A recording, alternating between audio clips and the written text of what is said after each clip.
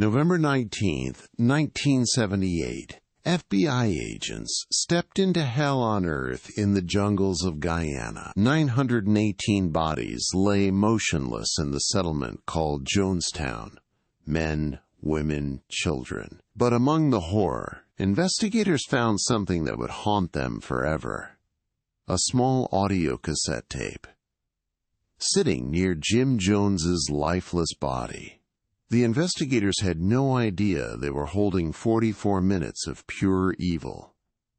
Back at FBI headquarters, they pressed play. What they heard changed everything. Jim Jones's voice crackled through the speakers. Calm, commanding, deadly. The agents listened in stunned silence as Jones orchestrated mass murder in real time. Children crying, adults pleading, Jones never wavering in his deadly instructions. One investigator would later say it was the most chilling thing he'd ever heard. The tape revealed something terrifying. This wasn't a sudden breakdown. It was a carefully planned execution. And Jones had recorded every horrifying moment. This death tape would become the key to understanding how 918 people died in just 90 minutes. If you're finding value in this, hit subscribe so you don't miss what's coming next. But before Jonestown, before the mass murder, Jim Jones was just another preacher in Indianapolis. It was 1955 when Jones founded the People's Temple. His message was revolutionary for the time. Racial integration in the deeply segregated South. Jones preached what he called apostolic socialism, God through good works. Followers flocked to him. Here was a white minister who practiced what he preached. But even then, the warning signs were there. Jones claimed he could heal the sick, perform miracles, raise the dead. Of course, it was all staged. Theater designed to build his power. By the early 60s, Jones was becoming increasingly paranoid. He claimed the government was watching him, that enemies surrounded the temple. In 1965, Jones made a calculated move. California!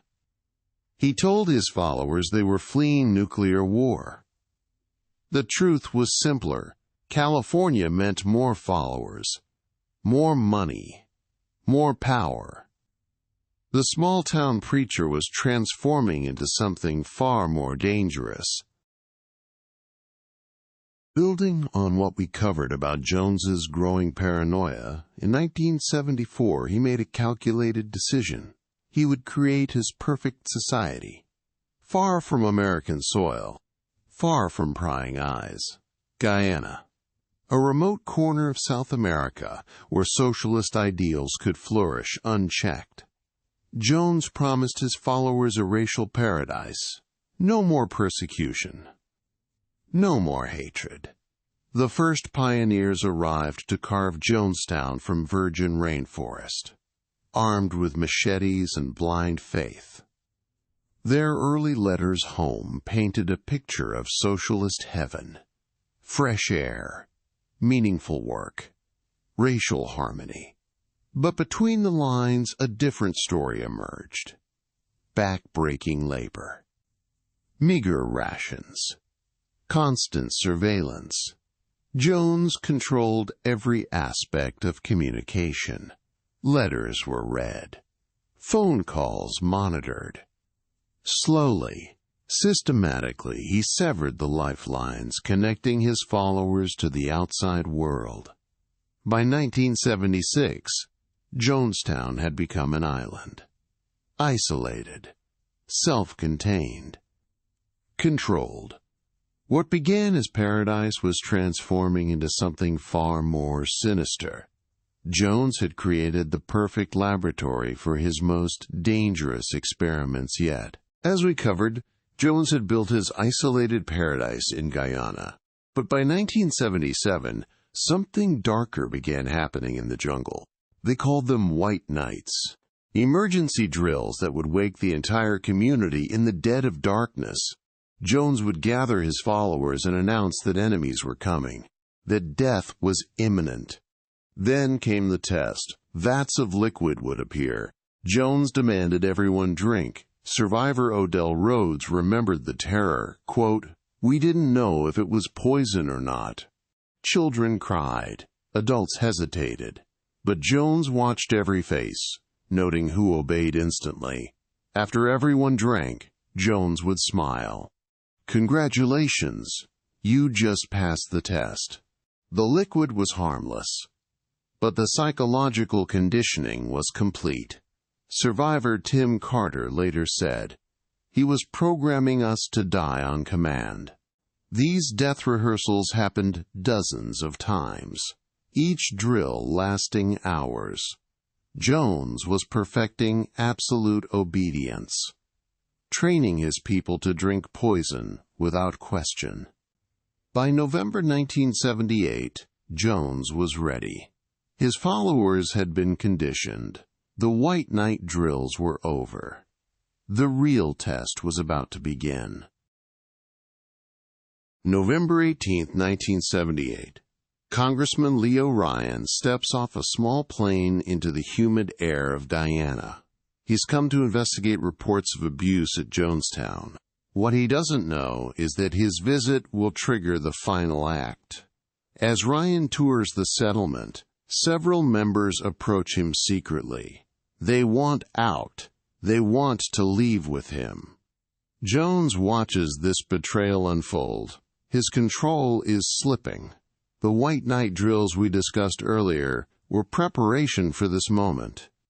Ryan loads 14 defectors onto a truck. They're heading to the airstrip. They think they're escaping to freedom. But Jones has already made his decision. Armed guards follow the truck. The final white night is about to begin. At the airstrip, chaos erupts. Gunfire. Ryan falls first, then the cameraman, then others. The congressman lies dying in Guyanese dirt. Back at Jonestown, Jones's voice crackles over the loudspeaker. Quote, "The congressman is dead. The time has come." The pavilion fills with 900 people. They've done this drill before, but today the vat contains real poison. Cyanide mixed with grape flavor aid. Jones calls it revolutionary suicide.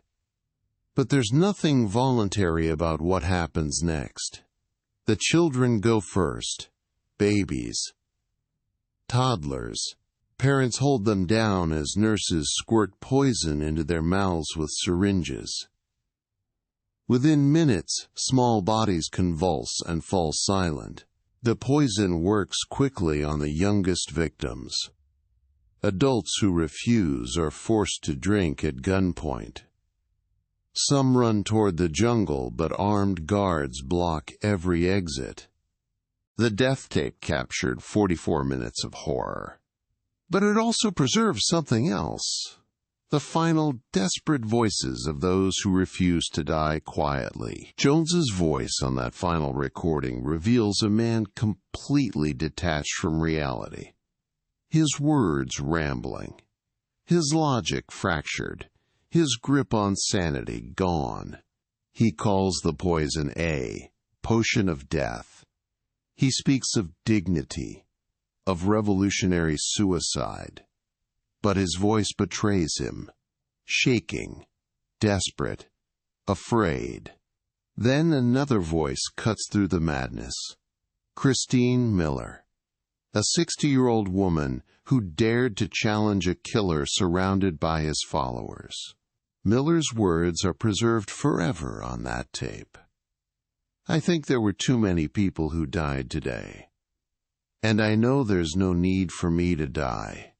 She questions Jones directly. She suggests alternatives. Russia. Anywhere but death. The crowd shouts her down. Jones dismisses her. She was dead within minutes. But the most haunting sounds aren't the words. They're the children, crying, screaming as the poison burns their throats, their voices fading to silence. Adults plead for their lives. Parents beg for their children. All preserved on magnetic tape. All ignored by the man they once called father. 9 people escaped that day. They ran into the jungle as the dying began. Their testimonies would later confirm what the tapes revealed.